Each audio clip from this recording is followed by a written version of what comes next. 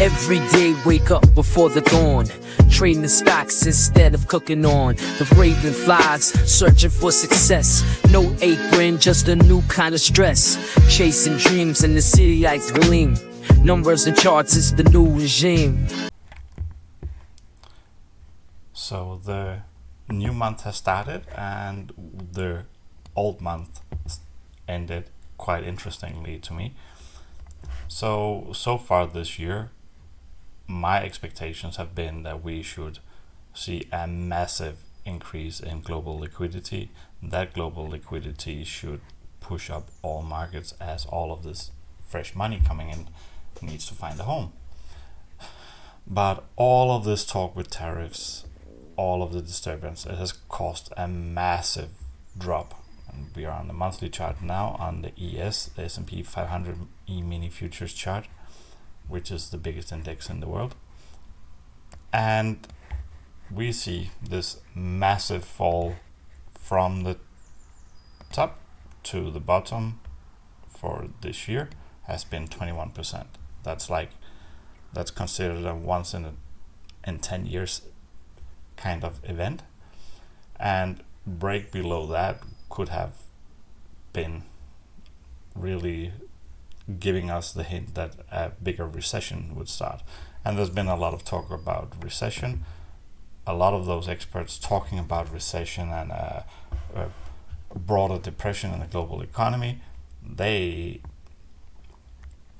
forget the global liquidity part. I'll just add the global liquidity chart, boom, indicator. Now, the global liquidity indicator, I can naturally change it to show different things, but the reality is that now it shows all of the major currencies, and we have more money in the markets than ever before. It is baffling to me that we don't have prices at all-time highs when we have global liquidity at an ultimately all-time high. That's what we had over here. Markets were at an all-time high while liquidity was an all-time high.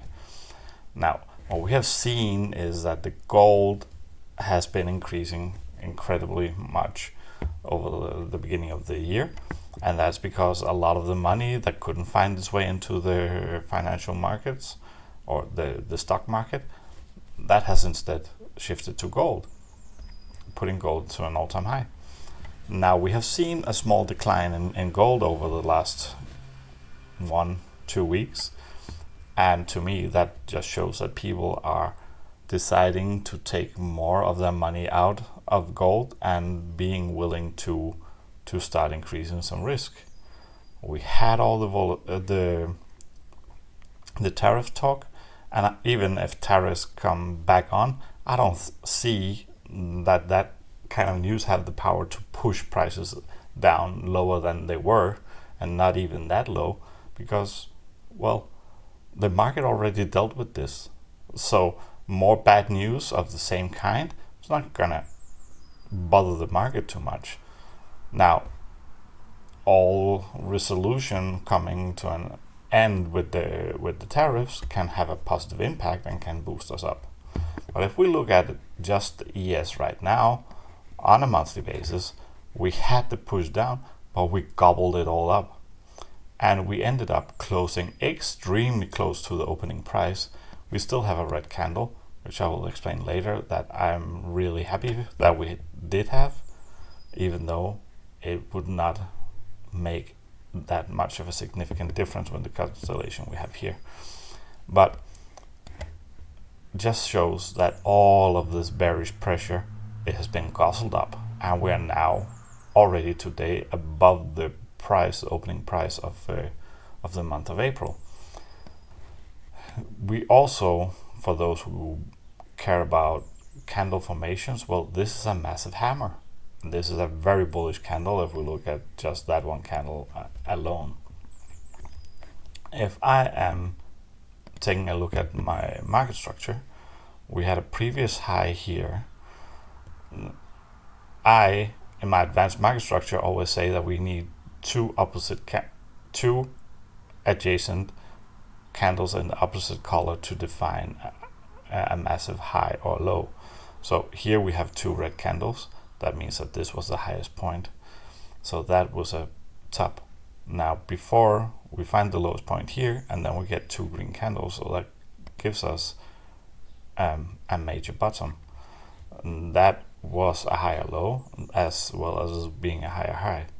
Well, we continue up. We actually put in a lower high and we put a higher low. And after that, we put a higher high. It means that this was a deviation and it becomes irrelevant since we already closed above it.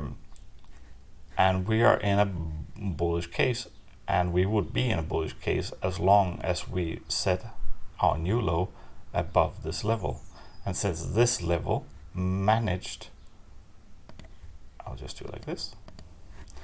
Since this level managed to create a new high, this becomes what I call a strong low. Actually, I think this is the lowest point. So on monthly, this is our strong low. That means it's more price is more likely to break the previous high, which at this point we have up here. I think this was actually just a smidgen above. This is a weak high. So price at this point is more likely to put a low above this level and break through for a BOS, a continuation pattern to the upside. And this is really the point where all of this is being invalidated. I don't like that we have such a big distance down here. Like when price was plummeting, I was looking at this level and I was like, it's just too far away. We have similar structure, but on a weekly basis, and we actually broke through that, but have returned bullish, which is positive. So right now, we have had 3 red candles confirming this as a top, and we are looking to set a bottom. This, to me, is very likely to be the new higher low. And when we break and close a monthly candle above this week high, well, then that is our new strong low. So in this case, I'm very happy that we closed at least 2 red candles, because that means that we can finally set in a higher strong low after, well, more than a year, since November 2023. So that's in 1.5 years. Oh, just looking at this very bullish candle, we had nice retest of exponential moving averages. We are looking bullish. We have a weak high, we have a strong low. We have global liquidity in record highs and on an increase. I don't see us going down. Any move downwards will be a manipulated move, or it will be forced, or it will happen by strong global political and economical financial news. Very, very unlikely at this point. What we already seen is that we've gone to a point with all of this news that the market basically doesn't give a fuck. If we move to weekly, we can look at the same market structure on a weekly basis. Of course, we put the same high up here. Now, one of the things I like to look at in this case is the high. Like we put the high up here before, and the weekly candle that took out the previous high didn't do that with a candle body close. It only did it with a wick. That to me creates a swing failure pattern, an SFP. In when we create an SFP of a major high or a major low, then the previous opposite position becomes a target to run. In this case, when I look back at this market structure, well, this was maybe our low, but this is the one that I really pay the most attention to. And if we just look at this level here, well, we didn't close a candle body below this. So even though we had all this down, we essentially just swept this level. So you can argue that this should be our low, but in a bigger structure, this is the low I pay significant value to. Again, since this is only being swept, we have a brand new SFP. That means that our weak high up here becomes a targeted high. So the trade I see happening over May is that we have to break higher. We are looking at a break above this. Now, if that happens in May or later, I cannot really, like, the time. One thing is estimating the structure, but as we see here, the candles, the size of the candles, they expanded massively in size, meaning we are moving faster than ever before. The thing that is hard to predict is not really the way it moves, but it's how fast. Time is the most difficult thing to predict because the big institution players have all the time in the world. They can sweat us out. We do not have the time they do. We have a rent to pay every month. They have enough cash that they can wait things out and they can starve us out. So this looks very bullish. And now when we're looking at the weekly formation, this did not really constitute a high, so I cannot put a high on a weekly time frame, but I will predict that we have a high on a lower time market structure in here. That really is a key point. And the key point will be if we are again sweeping this liquidity, making another swing failure pattern, which would then target this low afterwards, or if we are breaking through. This area where we broke down from is also a level we can call change in state of delivery. This is where the manipulated move down is engulfed, and that shows that the market flips bullish. So we have this as our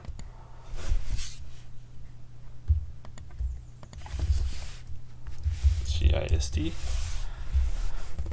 and that's really where I will flip mega bullish.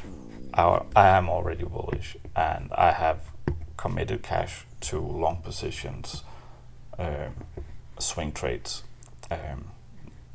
This right here, right now, these days, might be a little too sketchy to day trade. We have NFP, non-farm payroll, coming up tomorrow, which is the biggest news days. The European markets are closed today because of 1st of May. We have the beginning of the month. That means that a lot of institutional players are changing their portfolios around, and that can create a lot of volatility. From Monday is really where I look at markets being optimal for trading. Now, when I take it down to the daily time frame, we still have our massive low here. We have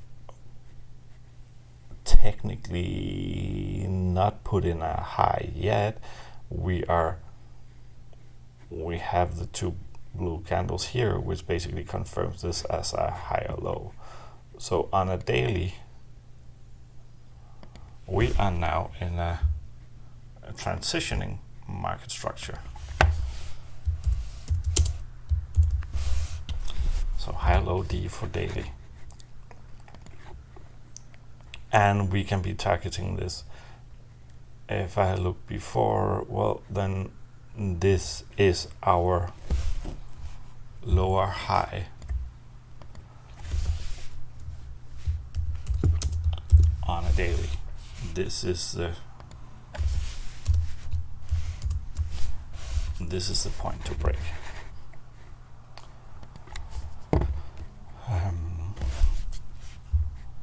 So the change in state of delivery will say that the bearish momentum has been invalidated.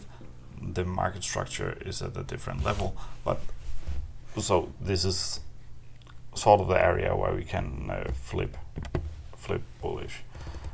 Now we have the EMAs, the dark blue one being the 200 daily moving average, exponential moving average. That is considered a bullish support ribbon, and below that is potential bear market and recession. We are looking at that right here for a potential flip, which is also supporting the idea that today and tomorrow will be volatile and we will be fighting with this level.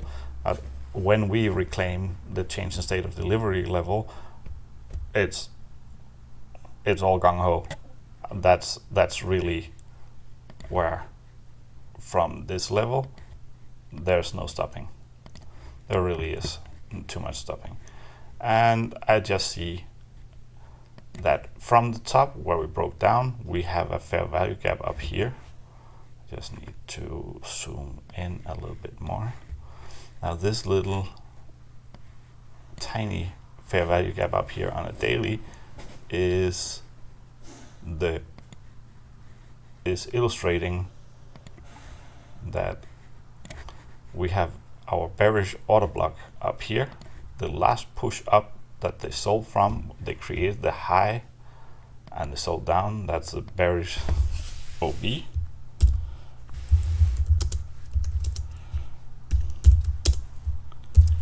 On daily. And this imbalance created with this order block created the expansion candle. The expansion candle moved so fast that we got the breakaway fair value gap, or breakaway gap. Oh, small mistake.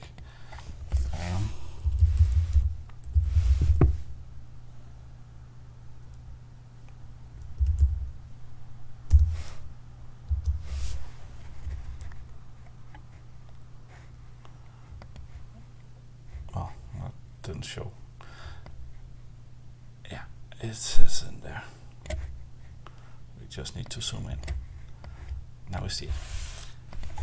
The breakaway gap, when price touches this, that means it has invalidated all of the deliberate selling down, and this is like the last defense for the bears. When we touch this, or especially we touch the 50 line, well, then we are all gung-ho. So very, very bullish looking chart. The markets are still pessimistic. Markets were ultimately pessimistic when we were down here, but I am not buying it. I'm not buying the bearish narrative, and it is unstoppable at this point. Now, when big analytics are talking about depression and everything's gonna go down, then they can still be right. Now, when we're looking at the global liquidity and we have all of the money flowing in, well, that changes the nominal price. You cannot push down the nominal price while they're printing money like absolutely fucking crazy. But what can change is that the value of the money changes.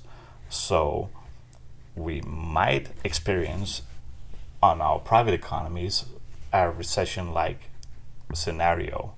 We will see the stock prices going up, but we will also see the price of butter going up.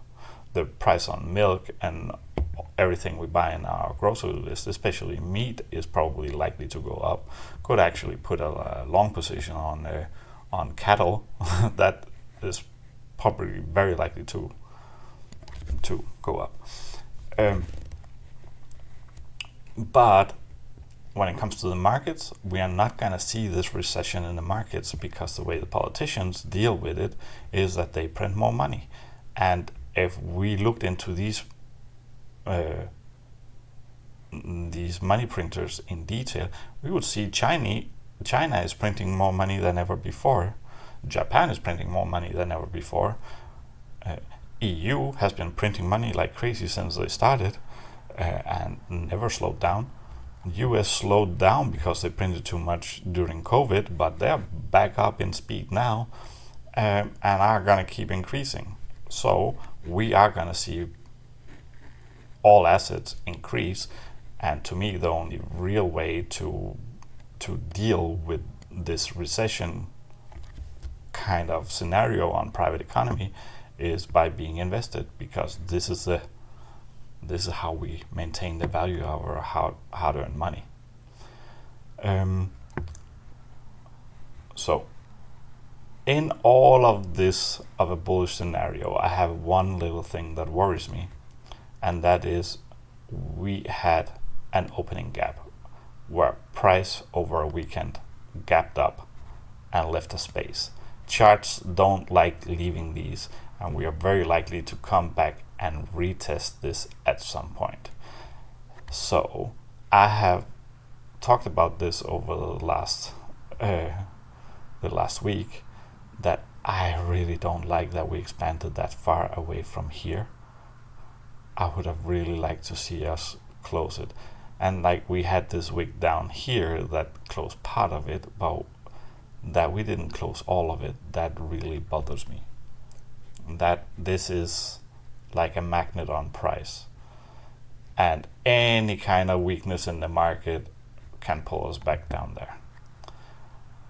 So I could really hope for NFP starting tomorrow. The NFP news tomorrow is gonna give a massive wick down and close this, and then we can expand up and we can believe in the bullish expansion.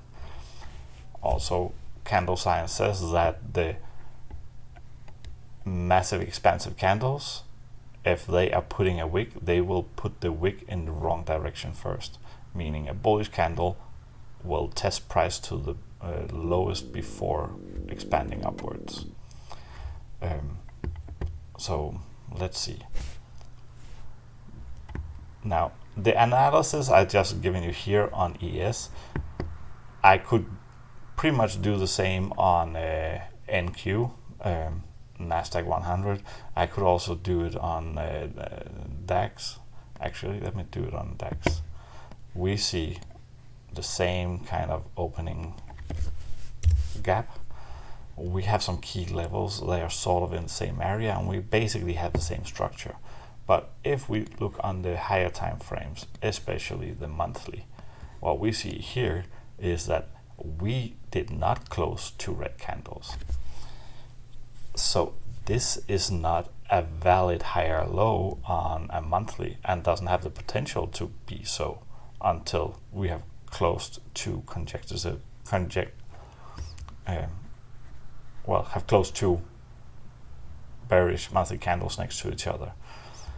That gives us right now that our strong low sits all the way down here, and that means that we can technically maintain bullish structure on a monthly until we have closed a monthly candle below this point. It would be really nice to build a higher low somewhere, but since all of this political madness have caused insecurity on the American markets, a lot more investors have placed their money in European markets. I hope we will see a continuation of this, that even when American markets are expanding, they are not withdrawing, but we continue an inflow to the European markets. So extremely bullish chart. This in 6 months time, we're not even gonna remember it. if I look back at this, just for the fun of it, we can take our strong low to our high. We can take our FIB retracement tool, and we can just see that we actually dipped straight into the golden pocket. The golden FIB extension is 0.618, and I put, since price like to scare people, I have added the 0.65 just to turn it not to a level but more to a zone. So we have reversed from that zone and we expanded. If we should use FIB to try and guesstimate some potential targets, what I like to do is that I like to just take the top and to the bottom, and then I have extension levels. So first target is here, and an extension here, and that is absolutely crazy price point. My case that I have argued all year is that we will see all major indexes having record years. We have had a record bad start, but we guzzled it all up in no time at all. It took 3 months to hit the bottom. It took us a month and a half at most to guzzle it all up. This is extremely bullish to me. This was a liquidity hunt like no one's seen before, and we are going to continue up in extension. That is my personal opinion. I will stop it here, just with a little side note that this pattern with small variation shows across all of the major indices. We will see tendency for the same in Bitcoin, which if we just look quickly at Bitcoin, we have consolidated up here. We have set in a higher low. As I show in my Bitcoin videos, we are testing this area. We just need an influx of liquidity into market to blast through. My personal target for this next period is around 125 to 140,000. So if we look at it on a monthly chart like this, that's not that crazy. Just if we just take this, let me take a measuring tool, price range. If we just take the last monthly candle and put it on top, well, we are